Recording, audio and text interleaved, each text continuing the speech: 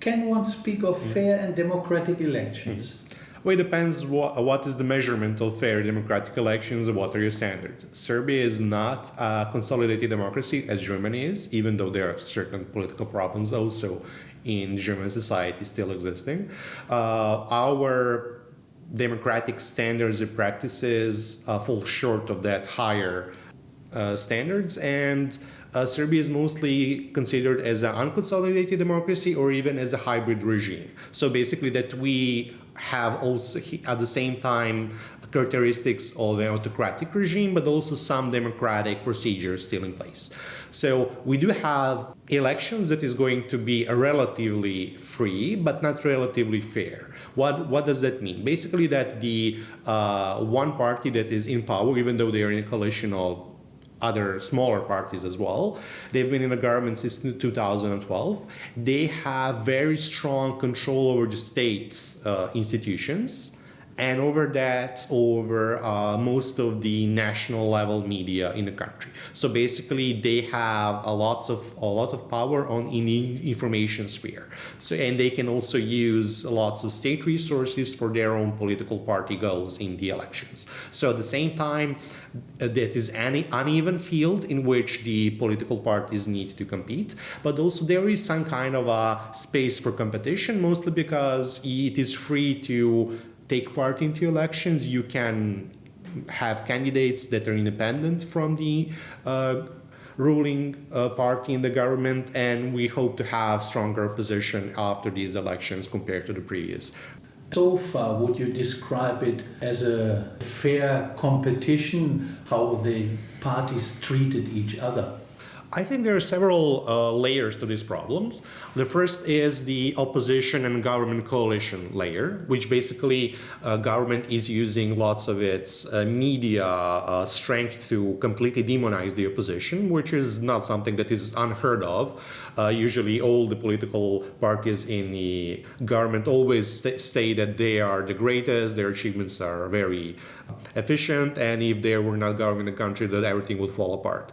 At the same time, the opposition is also using very strong language regarding the misuse of public funds, the high level of corruption in Serbia, and other problems they perceive as is important to their stakeholders and constituencies. So that kind of a level of communication between them is very, let's say, problematic on most levels. And of course, the party that has most of the resources, especially most media presence, is the one to be most blamed from this, which is the governing party. There is also lots of problems regarding the communicating between the opposition parties, because most of them actually try to compete among the same pool of voters, mostly because their voters are mostly constricted to urban areas, people with better income and better educational attainment. So they still remain in the same pool of voters because they can't reach national media to send their message to other important constituents, because these media are closed for them because of their connections to the government and the governing party. What role do social media play? They do, but they're just platforms of communication. The social media have, I think, a very bad name in English, because basically they're not media themselves. They're just platforms for communication. And that has certain impact among the Serbian voters. We had very good online media campaigns, for example, in 2016 by the previous party, Dosta je Bilo, which was able to become the most influential and strongest by the number of MPs in the national parliament in those elections in 2016. However, the party imploded and is not really a political party of influence in the opposition. So they used a very strong Twitter campaign, which is very innovative for the Serbian society, etc. But basically, at the same time, we cannot overestimate its impact. Most of the people do not use social media because of several issues. One is demographics. Serbia is one of the 5 oldest societies in Europe. Also, the young people who use social media, mostly Instagram and TikTok, do not vote, and they're not really interested into political processes because they believe that all the politicians are the same. They are there just to line up their pockets, not to do something for them. And basically then the political social media use is mostly constricted to Twitter, which is very important for the Serbian society for that kind of political debates, because the normal media are closed for that kind of a debating. And to a certain extent, maybe even just Facebook, but these are the two social platforms that are connected to political debates. President Vučić is still enjoying a lot of popularity. Why is that so? I think there are several reasons for that. One of them is, of course, the economic successes that Serbia has been enjoying for the last decade. The problem is, of course, that not all of them are the consequences of the wise economic policies by the Serbian government, which is officially and unofficially run by Vučić, even though he, as a president, he has very little, if any, political constitutional role in determining government policy. But the problem is that we now have a very strong unconstitutional way of conducting business. So basically, for example, it is not the Minister of Agriculture that determines the agriculture policy, but it is the advisor for agriculture to the president. So basically, we now have a very new way of conducting business. This is not something very new that Vučić brought to the Serbian politics. We had the same situation regarding the previous regime for 2008-2012, when the Democrat Party was the government, the most important part of the governing coalition. Their president, Boris Tadić, who was president of the country, was also more important in determining government policy than the head of the government itself, Mihailo Gajić, who was the prime minister. So we basically have the same toolkit that was devised by the previous regime, now used to its full extent by this Progressive Party regime in Serbia. The economic environment that happened in Serbia is mostly connected to the fallout that we had from the spillover of the financial crisis in Serbia. Since 2009, 2013 and 14, Serbia basically had zero growth rates. We had very high unemployment rate, and basically when the Central Bank of Eurozone, the ECB, started their new monetary policy regarding fiscal monetary stimuluses, that basically stimulated the European economy, which increased Serbian exports, created a new cycle of investment, which actually brought very strong FDI inflows to Serbia, which employ new people, etc. So basically, people starting gaining new jobs, their wages starting rising, etc. And that is the main selling point of Vučić and in any kind of a political debate: economic prosperity and political stability. These are the most important issues and topics that he's selling to his voters. And of course, we can't actually start communicating about his role in the Serbian society without his role over the media. So basically, when you have most of the national media in Serbia that are actually very active in promoting and creating almost like a personality cult around him, evolving around Mr. Vučić and his political clout in the Serbian politics, it's very hard to understand that his influence in the Serbian politics without having in mind that basically he's never mentioned in national media in a negative way. So if something good happens, it is because of him. If something bad happens, it's never because of him, but it's in spite of his best efforts to mitigate the problem. How likely is it that we see a change in the government? I would say very unlikely. Having in mind the current public opinion polls, it seems like on the national level, the most that the opposition would be able to gain just a stronger foothold in the national parliament. They're probably going to increase the number of their MPs for around 30. The whole national parliament in Serbia has 250 MPs. So basically the tables are not going to turn, but the opposition is going to have some more MPs and the government coalitions a bit less than currently. The only issue that is contestable in this elections is the municipality elections in Belgrade. Belgrade is the capital and the biggest city in the country. It has 1.6 million people out of 6.7 million of inhabitants. It has by far the largest budget, so it means it has a lot of resources that can be used by political parties to ramp up their political support among constituencies. And the elections for the mayor, they are very much of a symbolic issue as well.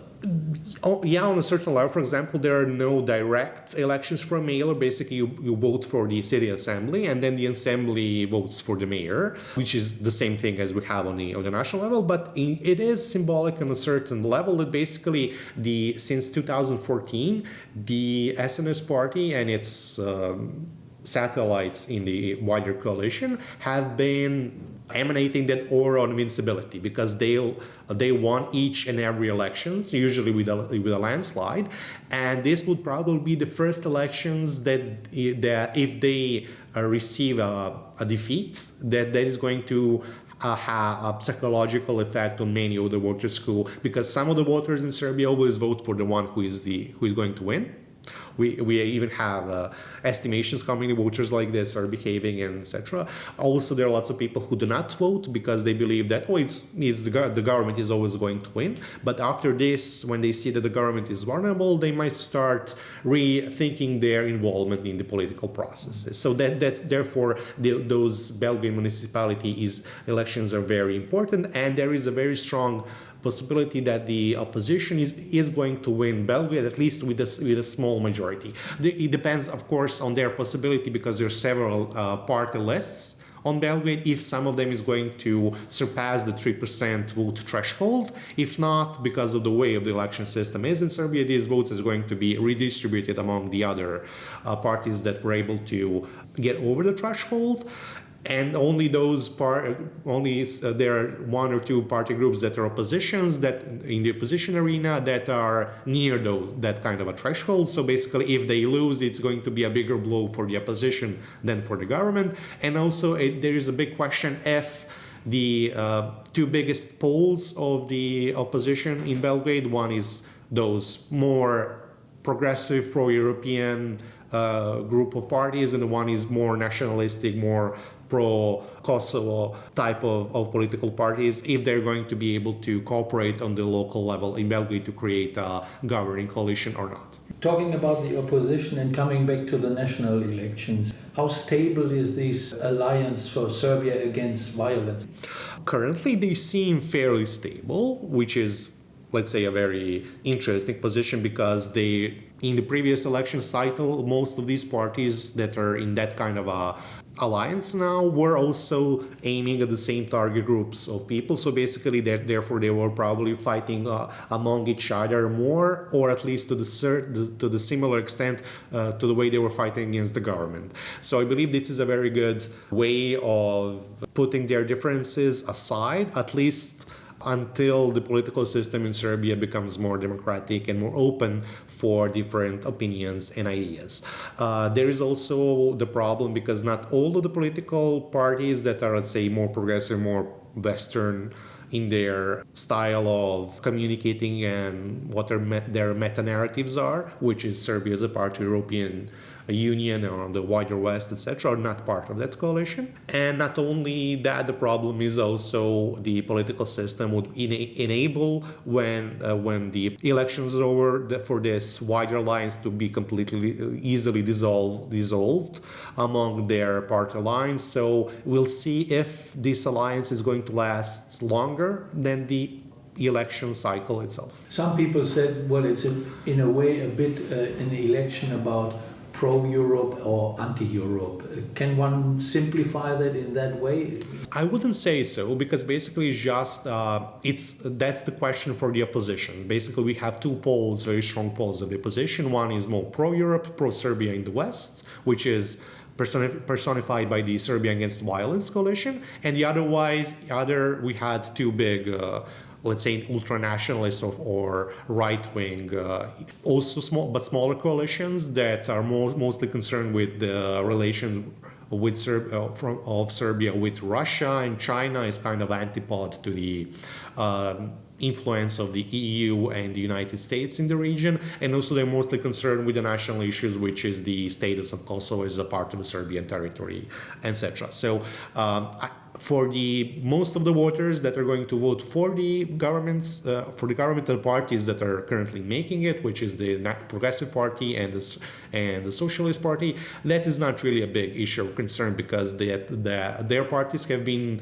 very adaptable at sending the messages. So, for example, there are big umbrella groups, like especially among the Serbian Progressive Party, who at the same time has lots of pro-NATO people, but also people who are pro-Russia, also many people who are very Eurosceptic, but also very people who are euphoric, etc. So it seems like their kind of messaging is very tailor-made for any constituencies they find interesting. For example, they would be able to send the messages that they are pro-EU, because it's good for the economy, it's good for the stability, etc. But at the same time that Russia is and China are the biggest friends and partners of Serbia, and so on and so on. Their voters do not see any problems with that kind of a mixed messaging they receive, because that's one of the very good ideas. When you control the media, you control the narrative. How important is the election for the neighboring countries and the initiatives the government has taken up to work with the surrounding countries and joint initiatives, economic initiatives?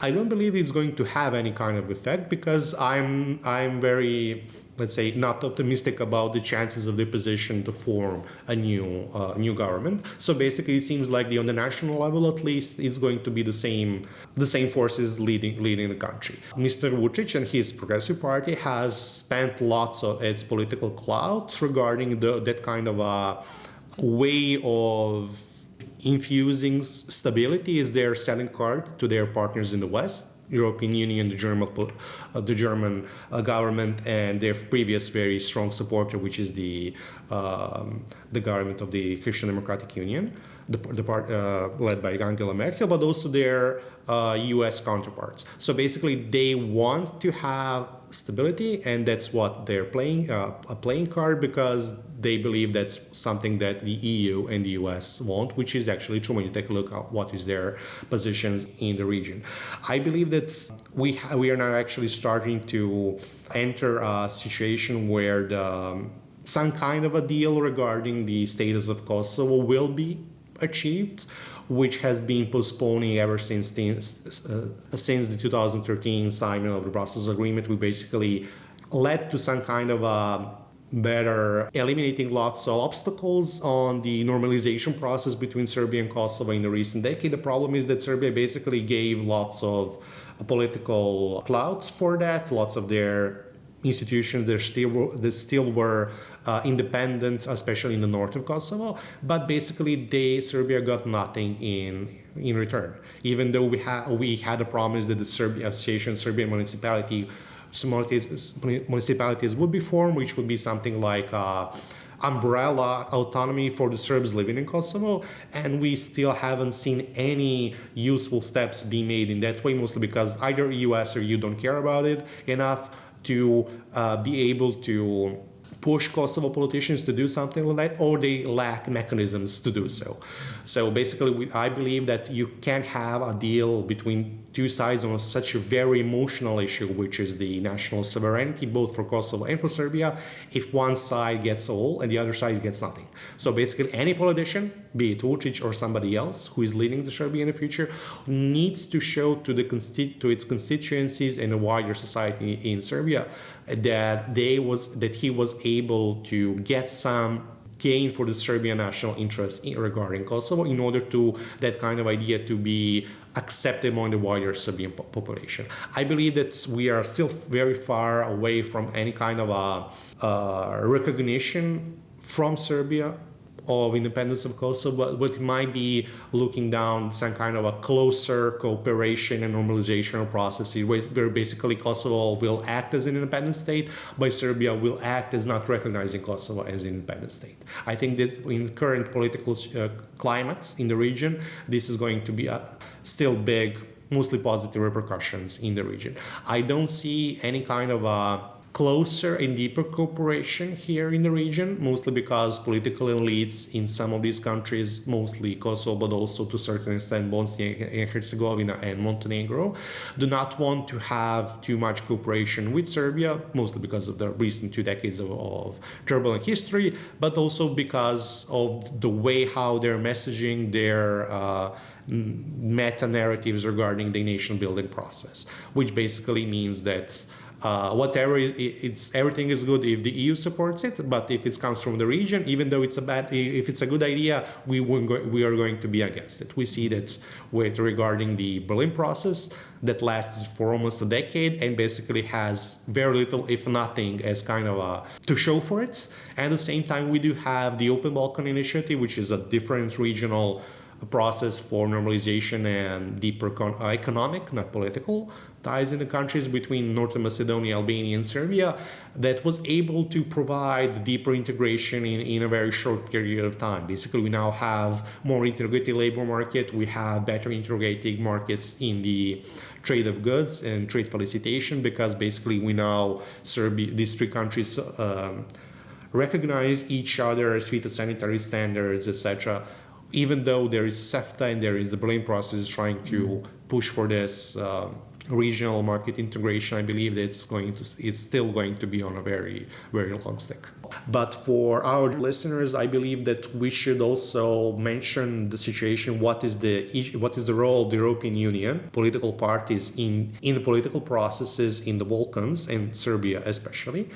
And the problem is that this topic is very, very long to be included into this kind of a podcast, but I encourage you to think more about outside of the box. But basically, without that very strong wish of certain political elites in the EU and of course German context for that stabilitocracy, I believe that the current situation regarding democratic standards and the capture of states in Serbia and other countries in the region would not be possible without that kind of tacit support from the European Union and leading EU politicians. So basically, the problem is not only in Serbia, some of the problems are stemming from abroad.